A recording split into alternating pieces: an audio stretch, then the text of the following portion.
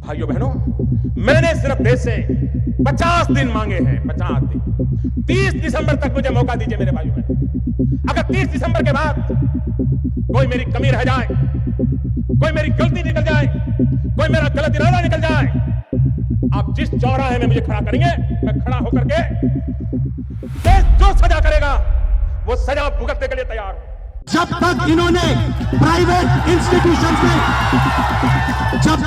Private institutions में reservation नहीं किया, तब तक हम आगे बढ़ते जाएंगे, लड़ते जाएंगे। बचपन से हमें बस यही सिखाया जाता है, इंजीनियर बनो, डॉक्टर बनो, सीए बनो। अरे जॉब नहीं करनी तो कोई अच्छा सा बिजनेस या स्टार्टअप कर लो, लाइफ सेट हो जाएगी। लेकिन ये सब झूठ है, क्योंकि इस देश का सबसे क्रांतिकारी कोई प्रोफेशन है तो वो है पॉलिटिक्स। और देश का कोई सबसे बड़ा प्रॉफिटेबल बिजनेस चला रहा है तो वो है हमारे देश के so called respected politicians. 5 star hotel जैसा घर, लग्जरी कारियाँ, प्रीमियम ब्रांड्स के कपड़े, अपने बच्चों को दुनिया के टॉप कॉलेजों में पढ़ाना, या फिर कहीं भी जाने के लिए 10-10 गाड़ियों का काफिला लेकर चलना। तो ऐसी है भारत के 90% पॉलिटिशियंस की आम जिंदगी। लेकिन अगर आप इनकी सैलरी स्ट्रक्चर को देखोगे तो एमपी हो या एमएलए या फिर किसी राज्य का सीएम या फिर अपने देश का पीएम ही क्यों ना हो, उसकी भी सैलरी 1 लाख से 3 लाख के बीच में ही आती है। चलो एक बार इनकी अलाउंस को भी जोड़ लेते हैं तो मैक्स टू मैक्स 7 से 8 लाख पर मंथ। लेकिन इनकी लाइफ स्टाइल तो 1000 करोड़ों की है। In fact first timer MP Kangana Ranaut ने भी ये माना है कि अगर कोई एमपी ऑनेस्ट है तो वो महीने के 50,000 से 60,000 ही कमा सकता है। तो सवाल बहुत ही लॉजिकल है, इतने सालों से जो हमारे पॉलिटिशियंस अल्ट्रा लग्जरियस लाइफ जी रहे हैं, उसकी फंडिंग कैसे हो रही है? क्यों इस इकोसिस्टम का एक भी इंसान इस पर आवाज़ नहीं उठाता है? और इवन हमारी सुप्रीम कोर्ट तक इस पर आखिर चुप क्यों है? तो आज की वीडियो में हम इंडियन पॉलिटिशियंस के उस मुखौटे के बारे में डिस्कस करेंगे जो उनकी भाषणों में नहीं दिखता, लेकिन हर रोज आप उसे फील तो जरूर करते हो। इवन आप किसी पॉलिटिकल पार्टी के हार्डकोर सपोर्टर क्यों ना हो, लेकिन आप उसे मानने के लिए तैयार नहीं।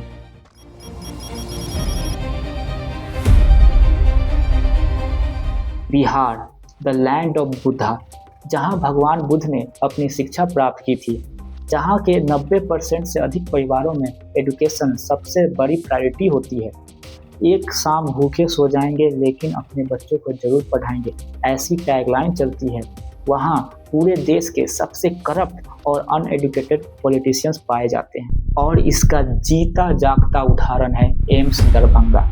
एम्स दरभंगा सिर्फ बिहार ही नहीं बल्कि पूरे भारत के इनकम्पिटेंट और करप्ट नेताओं के लिए एक इंस्पिरेशन बन चुकी है कि कैसे आप ऑन रिकॉर्ड पूरी जनता के सामने करप्शन कर सकते हैं और कोई भी आपका कुछ नहीं बिगाड़ सकता। 2000 करोड़ की बजट वाला एम्स दरभंगा, जिसका अनाउंसमेंट तो 2015 में ही कर दिया गया था, आज 11 साल बाद भी बिहार वासियों को एम्स के नाम पे मिला है तो बस ठेंगा। और मैं दावे के साथ बोल सकता हूँ 2030 तक भी ये प्रोजेक्ट कंप्लीट नहीं होगा। खैर जाने देते हैं, ये बिहार है, यहाँ कुछ भी हो सकता है। बात तो सही है। और सिर्फ बिहार ही नहीं बल्कि top GDP states Maharashtra, Telangana, UP, Gujarat, Kerala, सबका यही हाल है। एमपी एमएलए तो पब्लिक प्रोजेक्ट में कट लेते ही हैं, लेकिन मजे की बात तो ये है कि अब तो सीएम साहब भी ओपनली मैदान में आ चुके हैं। जिस सांसद को आप चुनकर दिल्ली भेजते हो, उस सांसद को आपकी कंस्टिट्यूएंसी की डेवलपमेंट के लिए 5 करोड़ ऑफिशियली अलॉट किए जाते हैं। असंभव! जरा 2 सेकंड सोचकर आप कमेंट में बताना कि आपको लगता है आपकी कंस्टिट्यूएंसी में 5 करोड़ रुपए इन्वेस्ट किए गए हैं? मुझे आपका भी पर्सपेक्टिव जानना है, क्योंकि मेरी कंस्टिट्यूएंसी में तो छोड़ो, रहने देते हैं, बस हवा निकल गई। और ये सिर्फ एनुअल अमाउंट है, यानी कि 25 करोड़ पूरे 5 साल के। नेता ही बनो यार। अगर कोई प्रोजेक्ट 1000 करोड़ का है तो हर किसी का परसेंटेज कट पहले ही डिसाइड हो जाता है। एमपी को कितना मिलेगा, एमएलए को कितना मिलेगा, इवन गवर्नमेंट ऑफिसर्स भी अपना कट निकाल लेते हैं। और यही कारण है कि जब 1000 करोड़ का प्रोजेक्ट सिर्फ 200 या 300 करोड़ में बनता है तो कहीं पहले ही कुछ महीनों में उसकी हालत पतली हो जाती है तो कहीं पूरा का पूरा प्रोजेक्ट ही कहा जाता है। अभी मैंने आपको एमपी के फंड के बारे में बताया, उसी तरह एमएलए को भी फंड मिलती है जो कि ऑन एवरेज 2 से 5 करोड़ रुपया होता है, डिपेंड करता है कि वो किस स्टेट से है। लेकिन मजेदार बात तो बिहार की है जहां अभी एमएलए को 4 करोड़ रुपये मिलता है, लेकिन उनकी डिमांड है कि उन्हें अब 5 करोड़ रुपया मिले और इस डिमांड में सारे पॉलिटिकल पार्टी के नेता एक साथ हो गए, क्या बीजेपी, क्या कांग्रेस और क्या आरजेडी। पार्टी पॉलिटिक्स कई भाड़ में, पहले मैं अपनी जेब भरूंगा। अबे साले। और एक बार आप इस क्लिप को देखिए। What hurts democracy more? What puts democracy in most danger? It is when the governments and the states start working for the unelected. And how does that happen? When the corporate interests take preference over the citizens' interest. And I'll give you an example. The High Court in 2015 convicted the BJP, not castigated, convicted the BJP for taking illegal donations violating the FCRA. The punishment for that was imprisonment of the BJP head. What happened? The next day on the floor of the parliament, the BJP amended the FCRA Act going back retrospectively to the age of the emergency. Now in a civilized country, Padma, just give me 30 seconds. If this has happened, what do you think the opposition would have done? It would have come onto the street. It would have blocked the parliament. It would have demanded resignation from Prime Minister down to everyone else. Did you see any of that happen? No. You know why? Because the High Court had also convicted the Congress. The BJP could amend the FCRA and render the High Court judgment toothless because the Congress supported in amending the FCRA. This is the way they will save democracy. My foot. अगर अभी भी आप इस delusion में हैं कि BJP और कांग्रेस के पॉलिटिशियंस अलग हैं तो आपको जाग जाने की जरूरत है, क्योंकि ये लोग बस जनता की सेवा का मुखौटा पहनकर टैक्स पेयर की मेहनत की कमाई पर बस अपना जेब भरने में लगे रहते हैं। लेकिन ऐसा नहीं है कि भारत में जितने भी पॉलिटिशियंस आए हैं अक्रॉस डिफरेंट पॉलिटिकल पार्टी वो सब के सब बेकार हैं।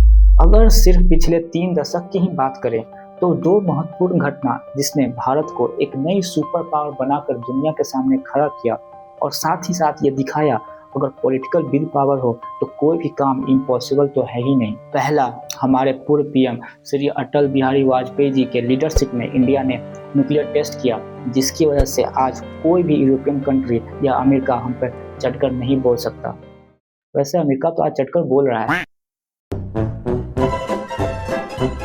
दूसरा, हमारे करंट पीएम नरेंद्र मोदी और होम मिनिस्टर अमित शाह ने आर्टिकल 370 हटाने में जो पॉलिटिकल विल पावर दिखाया है उसकी तारीफ करना तो बनता है, क्योंकि ये उतना आसान नहीं था। जरा याद करो 2019 से पहले का कश्मीर का विजुअल्स, जहां एक तरफ आर्मी की गाड़ी खड़ी होती थी जिसके चारों तरफ जाले लगे होते थे और दूर कहीं धुएं की चादर को फाड़ते हुए सिर्फ 18-19 साल के लड़के अपनी आर्मी के जवानों पर पत्थरबाजी किया करते थे। लेकिन घूम फिर के तो बात वहीं आ जाती है कि ऐसे नेता 100 में से 1-2 ही हैं और आजकल तो ऐसे नेता भी बाकियों की ही रंग में ढलते जा रहे हैं। लेकिन पॉलिटिशियंस ऐसा करते क्यों हैं?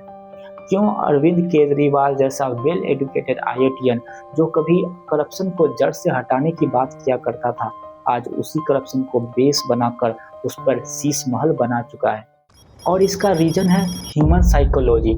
चलो मैं इसे समझाता हूँ छोटे से एग्जांपल से। मान लो तुम कॉलेज गए और तुम्हारे फ्रेंड सर्कल में सभी की गर्लफ्रेंड है पर तुम्हारी नहीं है, तो तुम एक न एक बार गर्लफ्रेंड बनाने का ट्राई तो जरूर करोगे, भले तुम इसे अफोर्ड नहीं कर सकते।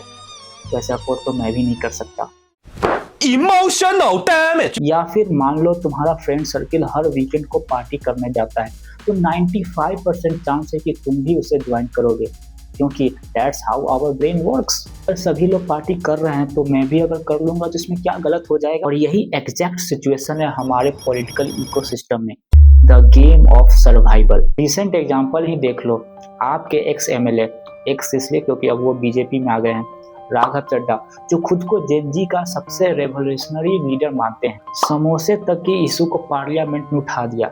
लेकिन नीट पेपर लीक जिससे जेनजी सबसे ज्यादा अफेक्ट हुए हैं उस पर उनसे एक पोस्ट नहीं किया गया और वो करेंगे भी नहीं। और पार्टी बदलते समय उन्होंने रीजन क्या दिया था? आम आदमी पार्टी आज पूरी तरीके से अपने सिद्धांतों से, अपने मूल्यों से, अपने कोर मॉरल और वैल्यूज से भटक चुकी है। अब चड्ढा जी के लिए रियल मुद्दा क्या है वो तो वही जाने, लेकिन पॉलिटिक्स की लैंग्वेज में इसे बोलते हैं गेम ऑफ सर्वाइवल। क्योंकि उन्हें आम आदमी पार्टी में अपना कोई कैरियर दिख नहीं रहा था, इसलिए उन्होंने बीजेपी ज्वाइन कर लिया। लेकिन देश के सामने मुखौटा पहन कर बैठ कर कि मैं तो आम आदमी पार्टी से दूर जा रहा हूं और जनता के पास जा रहा हूं। आज हालात ऐसी हो गई है कि हमें बैड वर्सेस वर्स्ट में से किसी एक को चुनना है, और वो बैड भी धीरे धीरे वर्स्ट बनने की राह पर निकल चुका है। अब आपके लिए बैड और वर्स्ट कौन सी पॉलिटिकल पार्टी है, ये आपके पॉलिटिकल इंटरेस्ट पे डिपेंड करता है। तू समझा? हाँ। नहीं, तू समझा नहीं। तो इसका सॉल्यूशन क्या है? क्या पॉलिटिशियंस ऐसे ही अपनी मनमानी करते रहेंगे? ऑनेस्टली बोलूँ तो करेंट सिनारियो के अनुसार इन्हें रोकना थोड़ा मुश्किल है, क्योंकि ये लोग डेमोक्रेसी के लूप होल को इतने अच्छे से जानते हैं कि इवन सुप्रीम कोर्ट भी इनका कुछ नहीं कर सकता। लेकिन एक उम्मीद की किरण जरूर जग सकती है, जब ऑनेस्ट पॉलिटिशियन की संख्या हर 100 में कम से कम 30 पहुँचे, यानी कि पूरा का पूरा पॉलिटिकल इकोसिस्टम को ही चेंज होना पड़ेगा। और इसकी शुरुआत आप लोग आज से कर सकते हैं। जब भी आप किसी पब्लिक रिप्रेजेंटेटिव से मिले तो उन्हें अपने डे टू डे लाइफ की स्ट्रगल और इश्यूज़ के बारे में ही डिस्कस करें, ताकि उनके मन में भी ये डर आना चाहिए कि अगर मैं इश्यूज़ पे काम नहीं करूँगा तो मेरी कुर्सी भी जा सकती है। जब तक इस देश में डेवलपमेंट बेस्ड पॉलिटिक्स स्टार्ट नहीं होगी और कास्ट बेस्ड पॉलिटिक्स खत्म नहीं होगी, तभी टैक्स पेयर की मेहनत की कमाई सही जगह लग पाएगी, वरना इन नेताओं की जेब और संपत्ति ऐसे ही फलती फूलती रहेगी। और लास्ट में आप अपना ओपिनियन कमेंट में बताइए, आपका क्या पर्सपेक्टिव रहा इस पूरे डिस्कशन में। और वीडियो अच्छी लगी तो लाइक ज़रूर कर देना, अपने फ्रेंड सर्किल में शेयर भी कर देना, और भाई लोग थोड़ा सा चैनल को सब्सक्राइब भी कर ही देना, प्लीज़ रिक्वेस्ट है मेरी। और मैक्सिमम लोग इंडिया छोड़कर क्यों जा रहे हैं उस पर मैंने एक वीडियो बनाया है, तो आप लोग वो भी चेकआउट कर सकते हैं। बाकी मैं आपको मिलूँगा यहीं पर एक नई टॉपिक के साथ।